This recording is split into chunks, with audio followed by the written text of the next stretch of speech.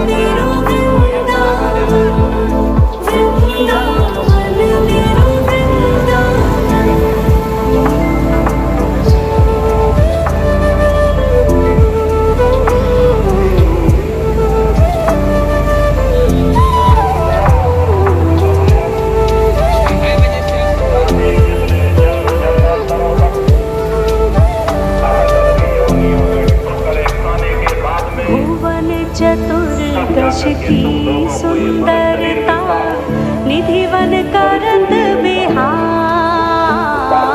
भुवन चतुर्दश की सुंदरता निधिवन करत बिहार।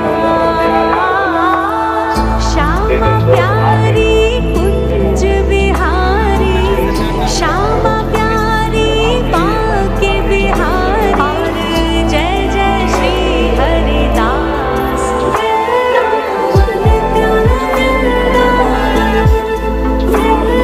वृंदावन प्यारा वृंदावन, वृंदावन प्यारा वृंदावन,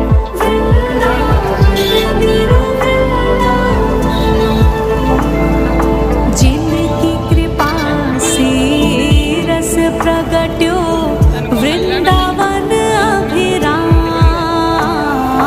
जिनकी कृपा से रस प्रगट्यो वृंदावन अभिराम।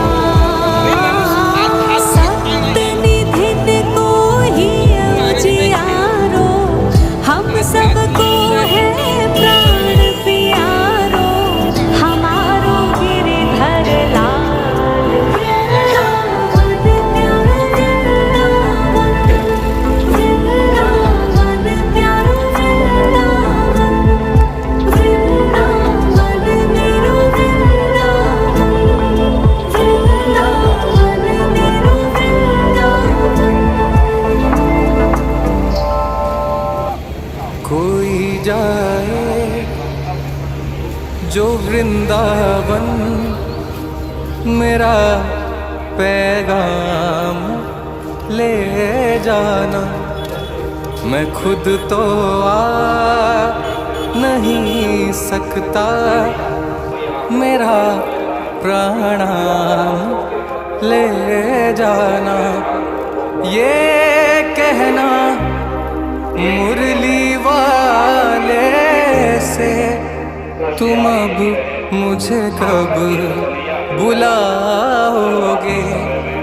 पड़े जो जाल माया के, उन्हें तुम कब छुड़ाओगे। मेरा जो हाल पूछें तो मेरे आंसू बता देना। कोई जाए जो वृंदावन, मेरा पैगाम ले जाना। जो रातें जाग कर देखे, मेरे सब ख्वाब ले जाना। मेरे आंसू तड़प मेरी, मेरे सब भाव ले जाना। न ले जाओ अगर मुझको मेरा सामान ले जाना। कोई जाए जो वृंदावन, मेरा पैगाम ले जाना। मैं भी हो गई लाल, वो पूरा ब्रह्मांड ही लाल है। जब उनके सामने जाओ तो उनको देखते रहना। मेरा जो हाल पूछे तो जुबान से कुछ नहीं कहना। बहा देना कुछ एक आंसू, मेरी पहचान ले जाना। कोई जाए जो वृंदावन, मेरा पैगाम ले जाना। मैं खुद तो आ में नहीं फिर तुम्हारी यही सकता जीवात्मा तीसरे मेरा मंडल की आवाज को पकड़ करके तीसरे मंडल की चढ़ाई करेगी। आगे पहुंची सुन झंकार, ररंकार ध्वनि सुनी पुकार, आगे श्वेत सुन्न है भाई, मान सरोवर बैठ नहीं।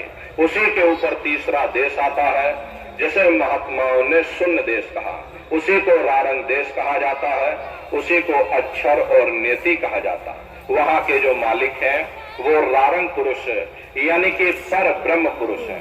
वहाँ किंगरी और सारंगी दो धुनें उस लोक में गूंजती रहती हैं। पर ब्रह्म पुरुष का जो स्वरूप है वो पूर्णमासी के चंद्रमा के समान बड़ा ही मनमोहक स्वरूप है। इसी स्थान पर प्रेमी भाई बहनों एक बहुत बड़ा अमृत का सरोवर बना हुआ है जिसे महात्माओं ने मान सरोवर कहा। जब तुम्हारी ये जीवात्मा उस मान सरोवर में जाकर स्नान कर लेगी तो जन्म जन्मांतरों के तुम्हारे मैले पाप कर्म साफ हो जाएंगे।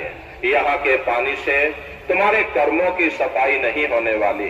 ये बाहर का पानी तुम्हारे शरीर के मैल को धो सकता है, लेकिन जो पापों का मैल है, जो अंतःकरण में कर्मों की गंदगी, पुण्य और पाप के बोझे जो आपने अपने ऊपर लाद रखे हैं, वो जब साफ होंगे जब आप तीसरे मंडल पर पहुंच करके उस गंगा में डुबकी लगाओगे। उस गंगा में स्नान करने के बाद में ये जीवात्मा हंस रूप हो जाती है।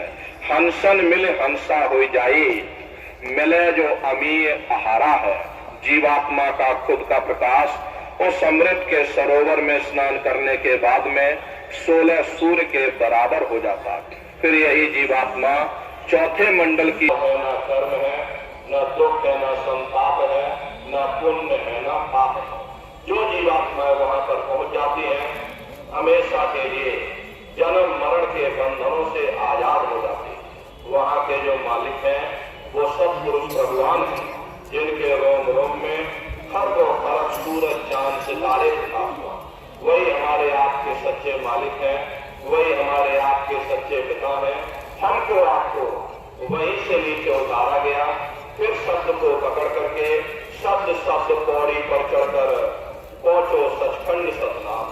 तो शब्द कब पकड़ में आएगा?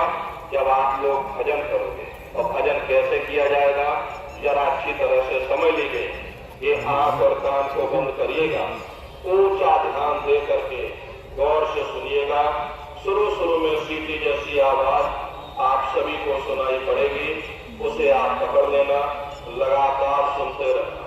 सुनते सुनते उसी में लीन हो जाओ। एक दिन ऐसा आएगा दोबारा आपको अनुभव होगा कि कहीं बड़ी दूर से एक महीन आवाज, घंटे और शंख की आवाज हमारे कानों में बज रही है।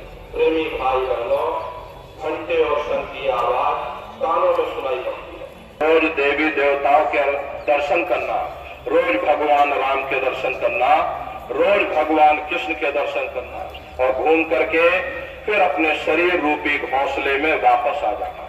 तो सुमरन, ध्यान और भजन 3 क्रियाएं आपको बताई गई। नित्य नियम से करिएगा, नागा नहीं होना चाहिए। शरीर को आप भोजन देते हो, सुबह दोपहर शाम खाते हो, लेकिन कभी आपने विचार ये नहीं किया ये जीवात्मा जन्म जन्मांतरों से बेचारी भूखी प्यासी बैठी है, कभी हमने आपने अपनी जीवात्मा को भोजन नहीं दिया। इसका भोजन भजन है, इसका भोजन शब्द है, इसका भोजन नाम है। अपना ये नियम बनाओ कि पहले हम अपनी जीवात्मा को भोजन देंगे, फिर अपने शरीर को भोजन देंगे। अगर ये नियम आपका बन गया तो आपका लोक भी बन जाए। एक नौक भी तुम्हारे साथ में जाने वाली नहीं है। बड़े बड़े राजे महाराजे आए, सारी जिंदगी उन्होंने ये किला बनाते बनाते गुजार दिया। आज उनके किलों को जाकर देखिए, आज खंडहर बने पड़े हुए। विश्व विजेता सिकंदर सारी दुनिया पर राज करने का ख्वाब देखता था, वो भी मुट्ठी खोल करके चला गया। अरे कोई क्या साथ लेकर जाएगा? जो चीज तुम्हारे साथ में जाने वाली है वो केवल परमात्मा की भक्ति है। इसलिए वो दौलत कमा लो जो अंत समय में तुम्हारे काम आए। अरे आप कहीं जाते हो, यहाँ भी आप आए हो दरबार में, तो पूरा बंदोबस्त करके आए होगे, भाई हमको मथुरा जाना है।